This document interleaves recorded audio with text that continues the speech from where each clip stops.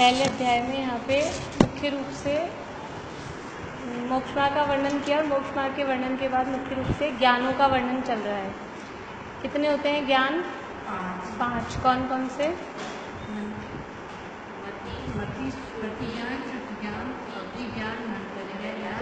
केवल ज्ञान। तो पांचों ज्ञानों के स्वरूप की बात करीब करीब हो गई। मति ज्ञान की, उसके भेद 336, श्रुति ज्ञान की, उसके 2 तरह के भेद और फिर द्वादशांग। अवधि ज्ञान के कितने भेद बताए? 2। कौन कौन से?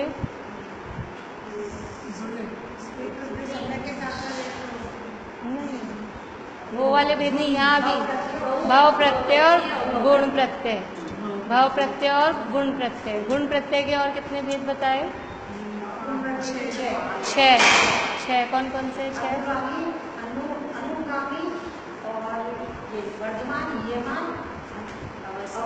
अनवस्थित। ये 6 भेद गुण प्रत्यय अवधि ज्ञान के बताए। उसके बाद में मति मनःपरक ज्ञान। मनःपरक ज्ञान के भेद कौन कौन से? 2? ऋजुमति और विपुलमति। ठीक है। ऋजुमति मनःपरक ज्ञान किसको कहा? सरल हाँ, दूसरे के मन की सरल बातों को जान ले, वो ऋजुमति मनःपरक ज्ञान। और विपुलमति मनःपरक ज्ञान दूसरे के मन की बात को तो जान ही रहे दोनों, कुटिल और सरल दोनों बातों को जान ले, वो विपुल। उसके बाद में अपन ने ऋजुमति मनःपरक ज्ञान और विपुलमति मनःपरक ज्ञान में अंतर देखे इसमें सूत्र में, और अपन ने लिखे। और उसके बाद में अवधि ज्ञान और मनःपरक ज्ञान में क्या किस अपेक्षा से यहाँ सूत्र में अंतर बताएं? अवधि ज्ञान और मनःपरक ज्ञान में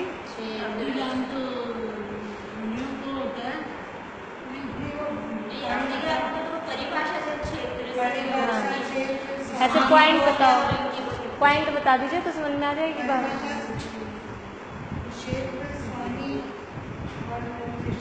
विशुद्धि और विषय। विशुद्धि, क्षेत्र, स्वामी, विषयभ्यो, ये 4 तो सूत्र में दिए हैं और 1 पॉइंट परिभाषा का है ना। और वो स्वामी में ही आ जाएगा। ये किसको होता है? चारों गति। अवधि ज्ञान चारों गतियों के जीवों को होता है। ये बात सही है या गलत है? दो ही गति को होता है अवधि ज्ञान। हाँ, चारों गतियों में 2 गतियों को तो होता ही है, लेकिन बाकी की 2 गतियों में भी हो सकता है ना। हाँ, होता नहीं है, लेकिन मतलब अगर कहें तो चारों में अवधि ज्ञान पाया जाता है, ऐसे कहेंगे। सामान्य रूप से कहेंगे तो अवधि ज्ञान चारों गतियों में पाया जाता है। तिरंजों में सैन्य पंचेंद्रियों को तो कॉमन रूप से हमने कहा चारों गतियों में पाया जाता है। लेकिन मनःपरक ज्ञान चारों गतियों में पाया जाता है क्या? मनःपरक ज्ञान केवल मनुष्य गति में, और मनुष्य गति में भी भावलिंगी मुनिराजों को ही मनःपरक ज्ञान पाया जाता है। ऋजुमति मनःपरक ज्ञान और विपुलमति मनःपरक ज्ञान में किसकी विशुद्धता ज़्यादा है? ऋजुमति मनःपरक ज्ञान और विपुलमति मनःपरक विपुलमति की। इन दोनों में से नियम से मोक्ष में कौन जाएगा? विपुलमति। ऋजुमति मनःपरक ज्ञान वाले मोक्ष में हाँ जा भी सकते हैं और नहीं। शपथ श्रेणी, नियम से शपथ श्रेणी कौन चढ़ेगा? दोनों में से विपुलमति वाले। और ऋजुमति वाले शपथ श्रेणी भी चढ़ सकते हैं और उपशम श्रेणी भी चढ़ सकते हैं। ठीक है, तो ये अच्छे से आ गए आप लोगों को, ये क्लियर हो गई बात। इसके बाद में अपन ने देखा था लास्ट क्लास में कि इनका विषय क्या है, पांचों ज्ञानों का विषय। मति और शुद्ध ज्ञान क्योंकि एक साथ ही होते हैं, सभी जीवों को एक साथ ही रहते हैं, इसलिए इनका विषय भी एक साथ बताया है। मति और शुद्ध ज्ञान का विषय आप है ना, कुछ बहुत दिनों से आप नहीं आए थे तो अंतर वगैरह लिखे इन लोगों ने, तो वो आप देख के एक बार लिख लेना, फिर अपन थोड़ा सा रिवीजन करेंगे तब उसमें दोबारा ले लेंगे। हाँ नहीं, अभी देखेंगे, अपने पास समय बच जाएगा ना, तो शुरू से एक बार वापस से ले लेंगे। तो कुछ लोगों का बीच बीच में छूटता है, भूल भी जाते हैं ना। एक बार ये 33 पूरे कर लें, फिर अपने पास अभी 5 मई तक जितना समय अगर उसके पहले बच जाएगा, 5 मई से पहले, तो वापस से शॉर्ट में इसको फिर से ले लेंगे। और आप लोग बता देंगे कि मेरा ये वाला छूटा है, तो पर्टिकुलर वही ले लेंगे। नहीं मतलब 5 मई तक मुझे ख़त्म करना है, फिर मैं जा रही हूँ फिर 1 महीने के लिए। इसलिए फिर वो लंबा गैप जाएगा। इधर सूरत शिविर है, उससे पहले देवलाली जाएंगे। सूरत में 20 दिन का शिविर है, तो 20 दिन तो वहाँ के, 8-10 दिन देवलाली में उससे पहले निकल जाएंगे। 7 तारीख को निकलेंगे तो वो 5 तक की हम लास्ट करेंगे। हाँ, गर्मी तेज भी रहेगी और सब का रहता ही है बाहर जाने का।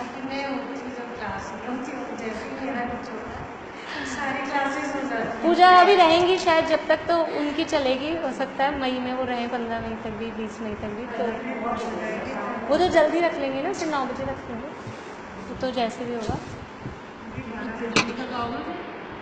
अभी आने के तो कराए नहीं, लेकिन 5 जून तक का तो है ही वहाँ। उसके बाद में आएंगे, फिर वही थोड़ा रहेगा, बात कर लेंगे। विषय देख रहे हैं, 5 ज्ञानों का विषय। विषय का क्या मतलब है कि ये ज्ञान किसको जानते हैं, उसको कहते हैं विषय। तो मति और शुद्ध ज्ञान का क्या विषय है? बोलिए, मति शुद्ध ज्ञान का विषय कितने द्रव्य, कितनी, विषय में ये बताना है कितने द्रव्यों को जानता है या कितनी पर्यायों को जानता है। तो मति शुद्ध ज्ञान सभी द्रव्यों को, लेकिन उनकी कुछ पर्यायों को जानता तो है, लेकिन सब पर्यायों को नहीं जानता, कुछ पर्यायों को जानता है। मति शुद्ध ज्ञान मति श्रुतियोर निबंधो द्रव्येषु असर्व पर्यायेषु। मति और शुद्ध ज्ञान का निबंधो यानी विषय संबंध सभी द्रव्यों से, द्रव्येषु यानी सभी द्रव्यों से, और असर्व पर्यायेषु उनकी, हाँ अ निकलेगा, ये यहाँ संधि विच्छेद लिखा है। द्रव्येषु, द्रव्येश व है ना, आधा श और व, तो उसका शब्द है, मूल शब्द है द्रव्येषु असर्व पर्यायेषु। तो द्रव्येषु का उ और असर्व का अ, वो उ और अ मिलके ये बन गया आधा श और व।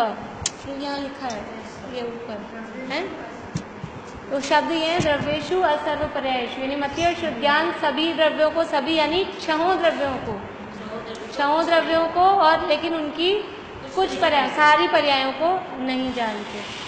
और अवधि ज्ञान का विषय, अवधि ज्ञान का विषय मतलब रूपी पदार्थ है। रूपी पदार्थ मतलब कौन सा द्रव्य हुआ? पुद्गल द्रव्य। अवधि ज्ञान मात्र पुद्गल द्रव्य को जानता है, और उसमें भी असर्व पर्यायेषु ही लगेगा, उसकी भी सभी पर्यायों को नहीं जानते, अपने अपने द्रव्य क्षेत्र काल भाव की मर्यादा के हिसाब से ही जानता है वो भी। फिर मनः पर्याय ज्ञान का विषय तदनंत भागे मनः पर्ययस्य। आप एक और सूत्र बोल लीजिए, पहला बुलवाती हूँ मैं। मति श्रुतियोर निबंधो द्रव्येषु असर्व पर्यायेषु। बोलिए, मति श्रुतियोर निबंधो द्रव्येषु सर्व पर्यायेषु।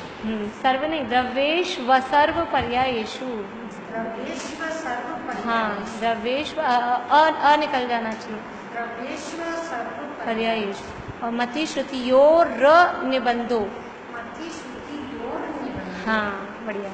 रूपेष्व वधे, द्रव्येश व सर्व पर्यायेषु। रूपेष्व वधे, रूपेष्व वधे, इसमें भी शब्द है रूपिषु अवधे। अवधि ज्ञान का विषय रूपी, हाँ रूपी पदार्थ है, यानी पुद्गल है। तदनंत भागे मनः पर्ययस्य। इसका क्या अर्थ हुआ? मनः पर्याय ज्ञान का क्या विषय है? किसका अनंत हुआ? हाँ, अवधि ज्ञान से अनंतवें भाग सूक्ष्म पदार्थ को जानता है। मनः पर्याय ज्ञान, हाँ रूपी को ही जानेगा, लेकिन बहुत बारीक को भी जान लेगा। मनः पर्याय ज्ञान का विषय अवधि ज्ञान के विषय से सूक्ष्म है, बारीक है। विशुद्धि किसमें ज्यादा है? अवधि ज्ञान में या मनः पर्याय ज्ञान में? मनः पर्याय, जिसमें ज्यादा विशुद्धि वो ज्यादा बारीक चीज को,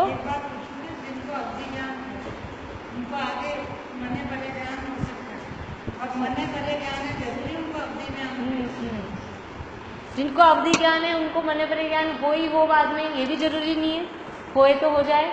और जिनको मनः पर्याय ज्ञान है उनको अवधि ज्ञान होएगा ही होएगा, ये भी जरूरी है। अभी अगला ही जो सूत्र आने वाला है ना इससे नेक्स्ट, उसमें ये बताने वाले हैं एक जीव को एक साथ कम से कम ज्ञान हो तो कितने होंगे, ज़्यादा से ज़्यादा ज्ञान हो तो कितने होंगे, और वो कौन कौन सा ज्ञान किस किस ज्ञान के साथ साथ हो सकता है, वो नेक्स्ट सूत्र में आने वाला है।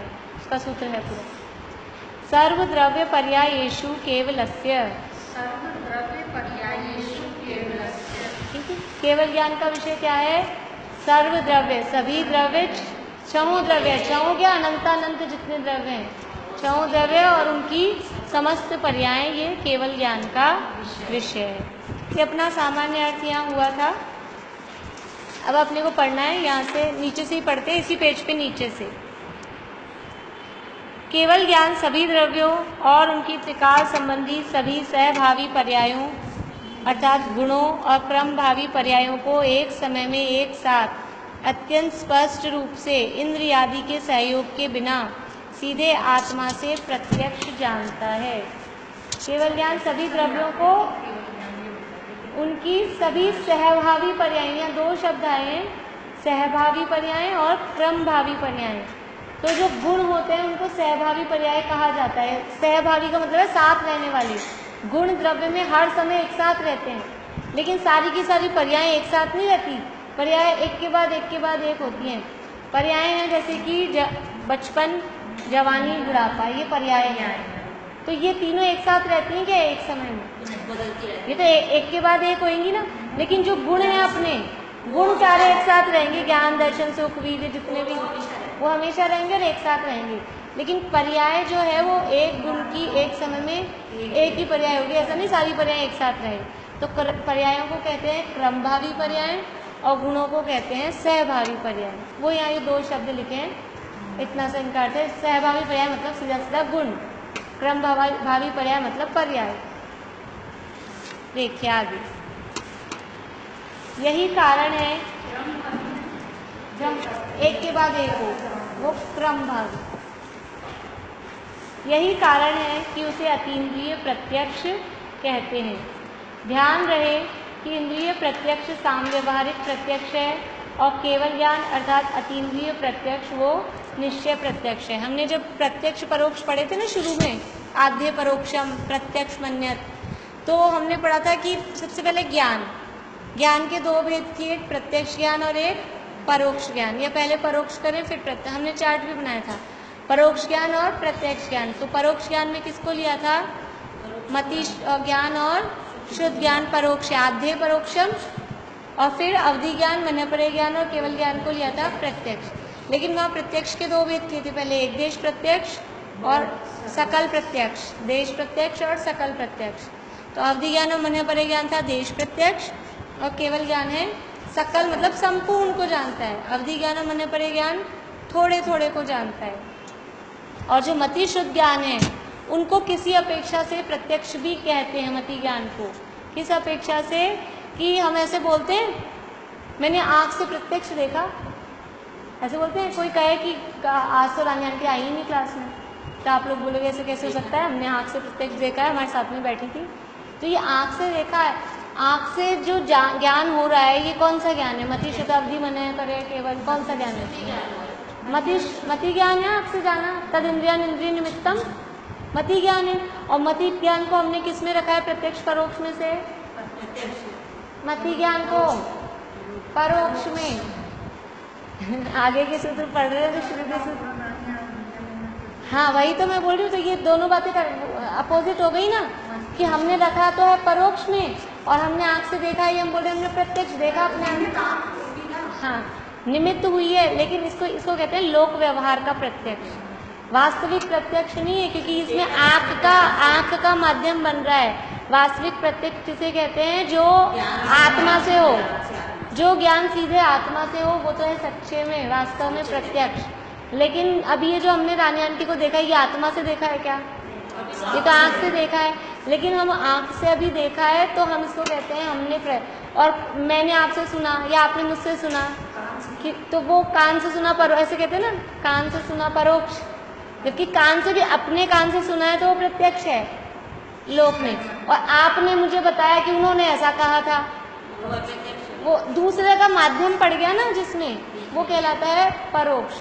तो यहाँ इसको लोक व्यवहार में इसको भी प्रत्यक्ष कहते हैं। उसका नाम यहाँ कहा है साम व्यवहारिक प्रत्यक्ष। देखिए फिर से पढ़ती हूँ ये लाइन, ध्यान रहे कि इंद्रिय प्रत्यक्ष साम व्यवहारिक प्रत्यक्ष है और केवल ज्ञान अर्थात अतीन्द्रिय प्रत्यक्ष वो निश्चय प्रत्यक्ष। केवल ज्ञान को प्रत्यक्ष का है, वो तो वास्तव में सच्चा प्रत्यक्ष है। और जो ये हम कह रहे हैं बोलचाल की भाषा में हमने प्रत्यक्ष देखा,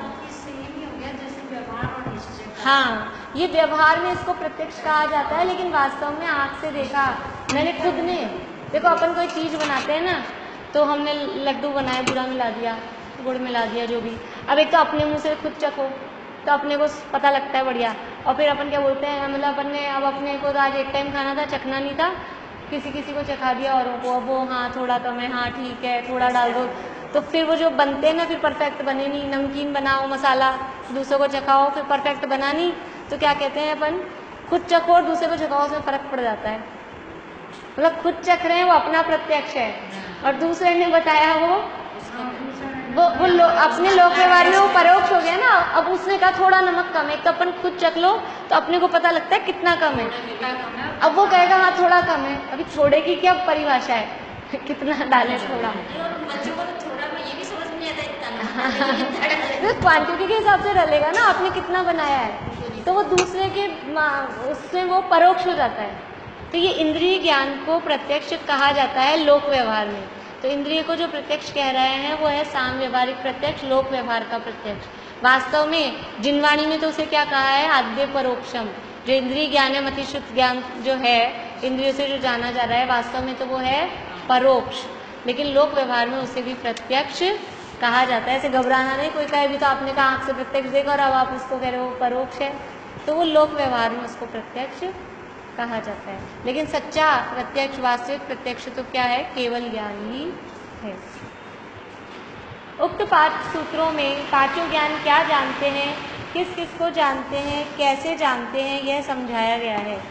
उक्त पांचों ज्ञानों का विषय क्या है, ये क्या है, यह जानने का मूल प्रयोजन यह है कि यदि हमें सम्यक दर्शन ज्ञान प्राप्त करना है, मुक्ति मार्ग पर चलना है, मुक्ति प्राप्त करना है, तो सबसे पहले यह समझ लेना चाहिए कि अभी हमारे पास मति शुद्ध ज्ञान है और हमें अपने लक्ष्य की प्राप्ति करने के लिए केवल ज्ञान की प्राप्ति करनी है, क्योंकि उसके साथ ही अनंत अतीन्द्रिय आनंद की प्राप्ति भी हो जाती है। ये प्रयोजन बता रहे हैं। हमने 5 ज्ञान पढ़े, तो क्यों पढ़े, इससे क्या निकालें हम, खुद का प्रयोजन, उससे अपने को क्या लाभ हो रहा है। हाँ, कि हमको ये लाभ हो रहा है कि ये पता चल रहा है कि अभी हमारे पास मति शुद्ध ज्ञान है और अभी हमको कौन सा ज्ञान प्राप्त करना है जिससे हम मुक्ति हो, केवल ज्ञान प्राप्त होगा तभी हमारे को पूर्ण सुख की प्राप्ति होगी। अब बचे हुए अवधि ज्ञान और मनोबल ज्ञान जो अभी हमें उपलब्ध नहीं है, जिस आत्मा को जानने से, उसे निज रूप मानने से, उसमें ही अपनापन स्थापित करने से, उसमें ही समा जाने से हमें अतीन्द्रिय आनंद की प्राप्ति होती है। अनंत दुख रूप इस भाव का अभाव होता है। उस आत्मा को जानने के काम में तो ये ज्ञान आते ही नहीं, मात्र इस पौद्गलिक देह रूपी कारागार को जानने, पंचेंद्रिय विषयों को जानने और दूसरे के मन में स्थित गंदे विचारों, राग द्वेष रूपी सभी विकारी भावों को जानने के काम में ही आते हैं। हमें उन्हें प्राप्त करने से क्या मिलने वाला है। मतलब यहाँ ये बता रहे हैं कि हम 5 ज्ञानों का स्वरूप समझ के सबसे ज़्यादा बढ़िया ज्ञान कौन सा लगा आपको, सच में सच्ची बताना है,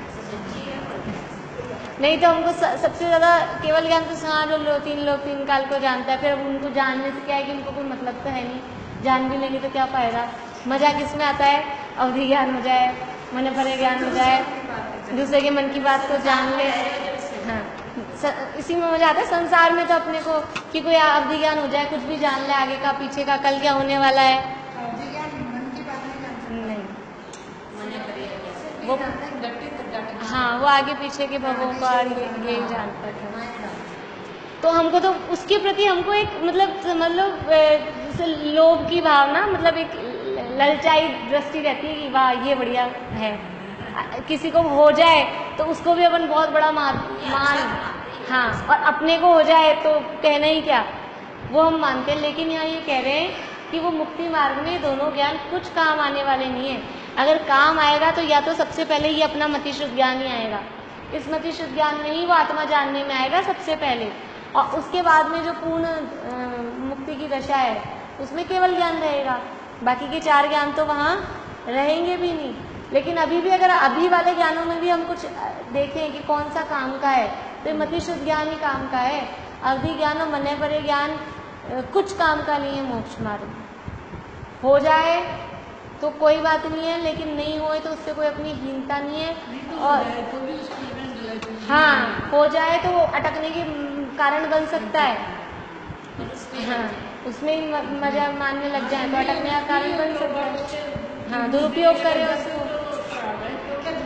हाँ, दुरुपयोग करते हैं, इसलिए यहाँ ये बता रहे हैं कि उसमें कोई मतलब ज़्यादा नहीं है। क्या करेंगे उस अवधि ज्ञान का जो मिथ्या दृष्टि पापी नारकियों तक को हो जाता है? मतलब उसकी क्या महिमा है, नारकियों को भी हो जाता है मिथ्या दृष्टि है? हो क्या जाता है, नियम से होता ही है। क्या करेंगे उस मने परे ज्ञान का? जिन मुनिराजों को वह होता है वे वीतरागी मुनिराज लगभग जिंदगी भर उसका उपयोग तक नहीं करते। मने परे ज्ञान किसको होता है? हमारे जैसे साधारण मनुष्यों को नहीं होता। तीर्थंकर भी होंगे तो घर गृहस्थी में उनको भी मने परे ज्ञान नहीं होता है। मुनिराज बन जाते हैं, भावलिंगी मुनि होते हैं, उसके बाद ही ये मने परे ज्ञान हो सकता है। क्योंकि हम जैसों को पता लग जाए एक दूसरे के मन की बात तो भूचाल आ जाए दुनिया में, कोई जिंदा नहीं रहे, यही नरक मच जाए, ऐसी स्थिति हो जाए। हाँ, दीक्षा लेते ही जैसे ध्यान से। हाँ, तीर्थंकर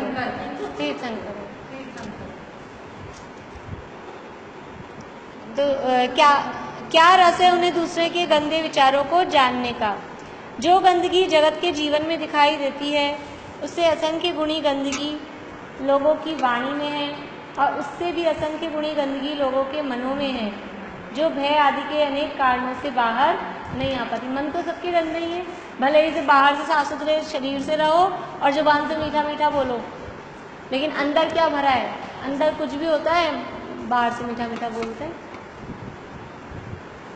विकल्पों के रूप में मन में रहने वाली वह गंदगी यदि वाणी में आ जाए तो जगत में कोलाहल मच जाए, और यदि क्रिया में आ जाए, जीवन में आ जाए तो प्रलय आ जाए।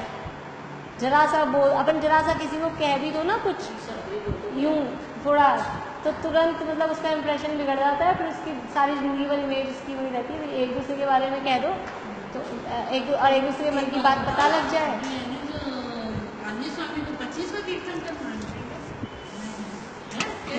कौन कह रहा है? लोगों को गलत फहमी नहीं, एक्चुअल में ऐसा कहते हैं कि वो भविष्य में तीर्थंकर बनेंगे।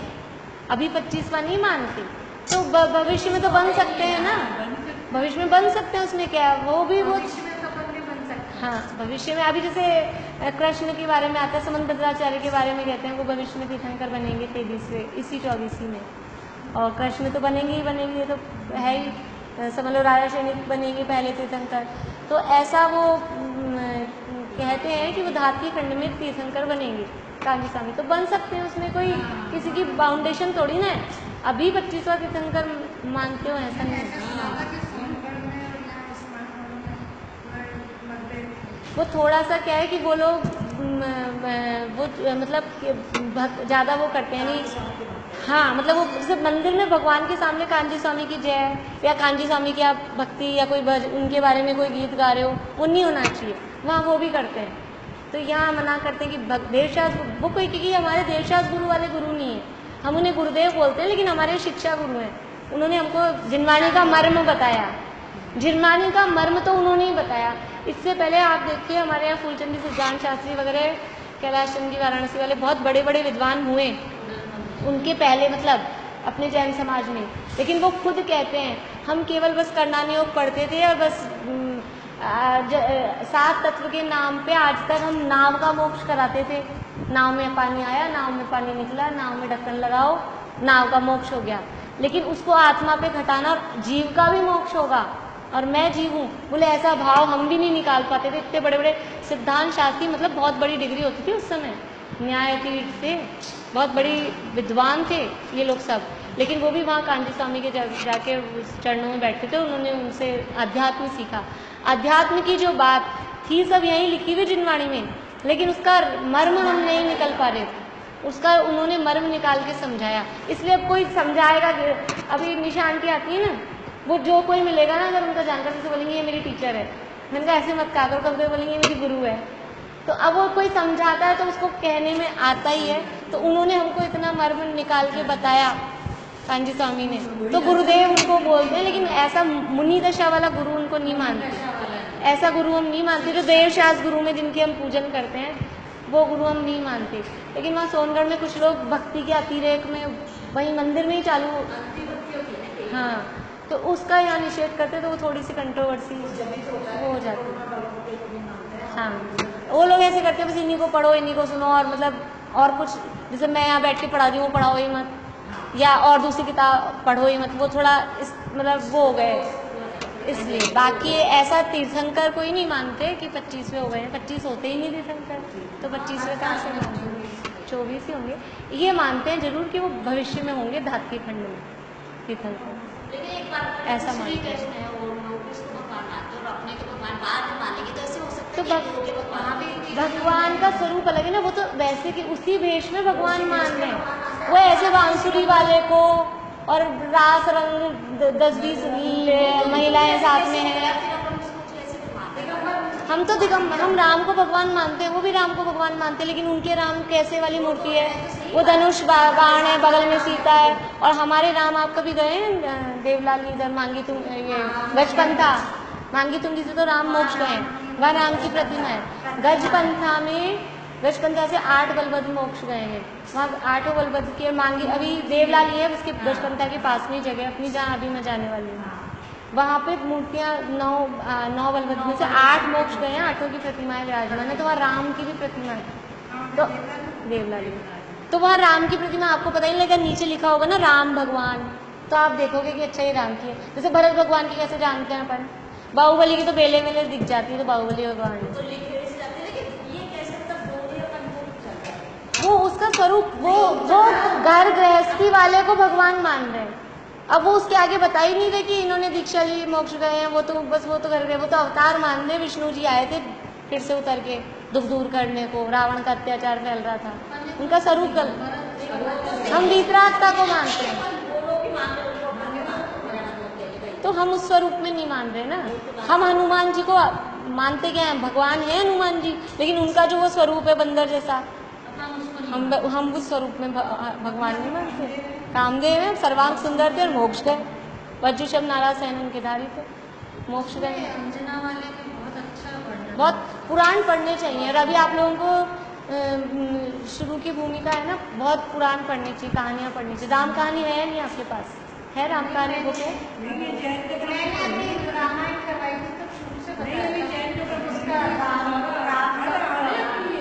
हाँ नहीं, राम कहानी छोटी सी इतनी सी किताब है, जैसे अपनी ये है ना, बहुत अच्छे एक टड़ाई सिद्धांत बहुत अच्छी, एक पढ़ना चालू कर दोगे ना आप एक बार तो यहाँ हो गया नहीं होगी, मैं ला दूंगी।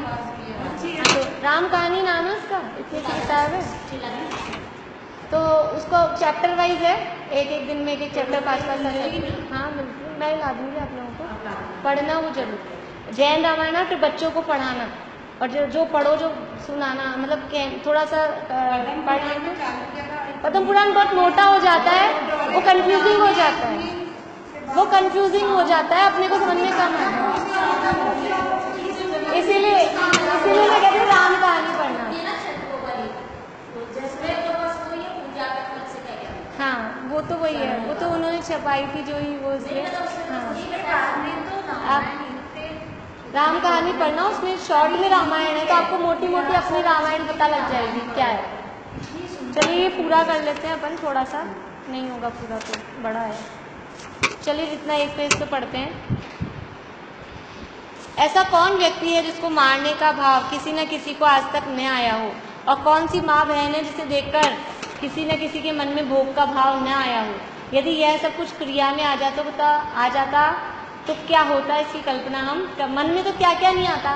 किसी को भी देख के कोई, ये 61 पेज पे सेकंड पैरा, ये इधर का हो गया था। कोई अभी मान लो कोई शादी में तैयार होकर आता है पार्लर पे, अब मान लो बिल्कुल बहुत गंदा मेकअप हुआ हो और एकदम ऐसे लग रहे, अब कौन कहता है, बिल्कुल कोई खास होगा ना, वो उसकी वो चाहता होगा तो वो कहेगा भैया तो अच्छी नहीं लग रही, जरा मुँह धो के आ जा। नहीं तो लोग क्या कहेंगे, अरे वाह तो क्या लग रही हो, यूँ बोलेंगे, गलत बोलेंगे, और मन में क्या है कि एकदम कार्टून लग रही है, मन में तो ये है। अब वो जो मन की बात है वो पता लग जाए उसको कि मन में तो ये सोच रहा है कार्टून लग रही है, तो कैसा लगेगा, तो क्या होगा, और बोल रहे हैं कि वाह क्या लगे, ऐसे ही करते हैं अपन, बताओ कार्टून लग रहे हो और आप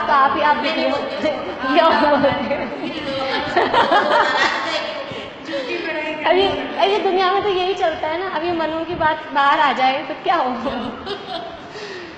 इतने गंदे मन के भावों को, विचारों को, विकल्पों को रिद्धिधारी भावलिंगी मुनिराज क्यों देखना चाहेंगे? वो क्या करेंगे दूसरे के मन की बात जान के? क्या है? अच्छा ही है कि वह ज्ञान हमें प्राप्त नहीं है, अन्यथा वे हमें पौद्गलिक पदार्थों को जानने में ही उलझाए रखते।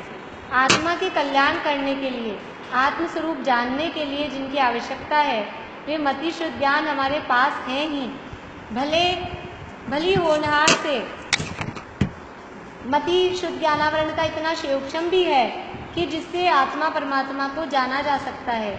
हम सब सैनी पंचेंद्रिय हैं, अतः उसका भरपूर उपयोग स्वाध्याय में करना चाहिए। अभी सूक्ष्म समझ में आया? मति ज्ञान शुद्ध ज्ञान का सूक्ष्म की वो ये जितना आवरण पतला होता जा रहा है, तो जितना अभी हमारा पतला है ना आवरण, मतलब हमारे को इतना पतला है कि हम आत्मा को जान सके। इतना मोटा हमारे कपड़ा नहीं डला है अभी आवरण मति ज्ञान शुद्ध ज्ञान आवरण का, कि हम आत्मा को नहीं जान सकते।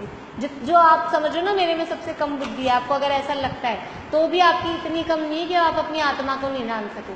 भले ही आपको एक सूत्र याद ना हो, लेकिन आपको इतना ज्ञान है कि आप अपनी आत्मा को जान सकते। सबसे भिन्न है। हाँ, बस इतना ज्ञान तो एक मेंढक को भी है, बंदर को भी है, चिड़िया कबूतर को भी है कि अपनी आत्मा नहीं, चींटी को आत्मा को जानने वाला ज्ञान नहीं है। सैनी पंचेंद्रिय होना चाहिए, है ना? इस प्रकार विचार करके उन अवधि ज्ञान और मनपरे ज्ञान के प्रति लालसा से मुक्त होकर एकमात्र अनंत सुख के साथ ही उस उत्कृष्ट केवल ज्ञान को ही प्राप्त करने की भावना वाले आत्मार्थी जीवों को सबसे पहले उस केवल ज्ञान की विषय वस्तु को, उसके स्वरूप को जानने का प्रयास करना चाहिए। वह केवल ज्ञान इंद्रिय, मन, प्रकाश आदि के सहयोग के बिना, केवल ज्ञान के लिए लाइट चाहिए, लाइट चली जाए तो जान नहीं पाता होगा अपने, तो लाइट चली जाए तो अपने को दिखता नहीं अंधेरे में, आंखें खराब हो जाए, कान खराब हो जाए, चश्मा लगा। लेकिन केवल ज्ञान में ना इंद्रियों की आवश्यकता है, ना कोई प्रकाश की, इनकी कोई आवश्यकता नहीं है। पूर्णतः स्वतंत्र रहकर सीधे आत्मा से अलोकाकाश सहित इस लोक में जितने भी पदार्थ हैं उन सभी को, उनके गुणों को और उनकी द्रव्य पर्याय सहित गुण पर्यायों को, उनमें होने वाले प्रति समय के सूक्ष्म से सूक्ष्म परिवर्तनों को पूरी तरह स्पष्ट रूप से जानता है। इसका नाम है केवल ज्ञान। ये हमारे नाखून कब बढ़ते हैं? नाखून कब बढ़ते हैं? कब बढ़ते हैं? एक हफ्ते में, एक हफ्ते में, 10 दिन में, 15 दिन में, फिर भी 10-15 इतने, ऐसा नहीं है हर समय ये काट के इधर से नेल कटर आगे बढ़ाया है ना हमने, ये वाला कट करके आधा आधा कट करते हैं, तो ये इधर से कट करके इधर बढ़ाया ना, वो बढ़ना चालू हो गया, हर समय बढ़ रहा है। तो ये कौन जान रहा है? ये केवल ज्ञान में इतना सूक्ष्म हमको पता लगता है। हमको तो हफ्ते गुजर जाए, 10 दिन गुजर जाए, कभी कभी 15 दिन में, तब पता लगता है कि नाखून बढ़ गया, बाल बढ़ गए। कब बढ़ रहे हैं पता नहीं चलता। बच्चे कब बढ़े, जो रोज देखते हैं अपने को अपना बच्चा बड़ा हो रहा है, वही अपने को पता नहीं चलता। हाँ, तो केवल ज्ञान ये प्रति समय लिखा है, समस्त जितने पदार्थ हैं उन सबको, उनके गुणों को और उनकी सूक्ष्म प्रति समय के सूक्ष्म से सूक्ष्म परिवर्तनों को, कितना बारीक परिवर्तन, कपड़ा कब गंदा हो रहा है, दिन भर से हमने पहना, चादर बिछाते हैं साफ सुथरी है और अपने को तो लगता है बैठे ही नहीं अपन, अब साफ सुथरी है, आके बस शाम को सोए हैं और वो गंदी हो रही है कि नहीं हो रही है? हर समय हमने तो पहनी, हम तो अधर अधर ही हैं, लेकिन अधर अधर हैं तो भी कपड़े पहने पहने भी वो गंदे होते ही हैं। तो ये सारी बातों को केवल ज्ञान स्पष्ट रूप से जानता है। यह तो आप जानते ही हैं कि इस श्लोक में अनंतानंत जीव द्रव्य और उनसे भी अनंतानंत गुणे, अनंतानंत पुद्गल द्रव्य हैं। उस दिन बताया था कितने अनंत गुणे पुद्गल हैं, एक एक जीव के साथ कितना पुद्गल लगा हुआ है। ये औधारिक शरीर, इसके अंदर तेजस शरीर, इसके अंदर कार्बन शरीर, और उसके अलावा ये इतने इतने पुद्गल, एक ये तो एक जीव के साथ हैं, और जीव भी कितने सारे हैं, अनंत जीव हैं, तो पुद्गल कितने, उससे अनंत गुणे अनंतानंत पुद्गल द्रव्य हैं। एक धर्म द्रव्य, एक अधर्म द्रव्य और एक आकाश द्रव्य और लोक प्रमाण असंख्यात काल द्रव्य हैं। अब यहाँ केवल ज्ञान का थोड़ा स्वरूप बता रहे हैं, क्योंकि केवल ज्ञान का स्वरूप पीछे बताया नहीं था ना, तो अभी यहाँ थोड़ा केवल ज्ञान का स्वरूप बता रहे हैं। प्रत्येक द्रव्य में अनंतानंत गुण प्रत्येक गुण में उससे भी अनंत गुणी पर्याय होती हैं। देखिए प्रत्येक द्रव्य में अनंतानंत गुण है। जैसे कि ये द्रव्य है, ये द्रव्य है ना, ये एक द्रव्य है। इस द्रव्य में ये जो धागे लग रहे हैं ना, ऐसे और ऐसे धागे होते हैं, ये धागे उसके गुण है समझ लीजिए। अब वो एक एक गुण में जो परिणमन हो रहा है, वो एक एक गुण में प्रति समय परिणमन हो रहा है। तो एक गुण की एक पर्याय, दूसरे गुण की दूसरी पर्याय, तीसरे गुण की तीसरी पर्याय, ऐसे अनंत गुणों की एक समय में कितनी पर्याय हो गई? अनंतानंत। और भूतकाल की पर्याय, भविष्य काल की पर्याय, ये ऐसे प्रत्येक द्रव्य में अनंतानंत गुण, प्रत्येक गुण में उससे भी अनंत गुणी पर्याय होती हैं। इन सबको केवल ज्ञान जानता है और एकदम सत्य जैसी वे हैं या होंगी ठीक वैसी ही एवं अत्यंत स्पष्ट जानता है। बड़ा है, पूरा नहीं हो पाएगा, तो यहाँ से फिर बाद में पढ़ेंगे। अब वो पूजा अभी ने खाली आज का ही डाला था, तो हो सकता है कल वो लें। नहीं तो कल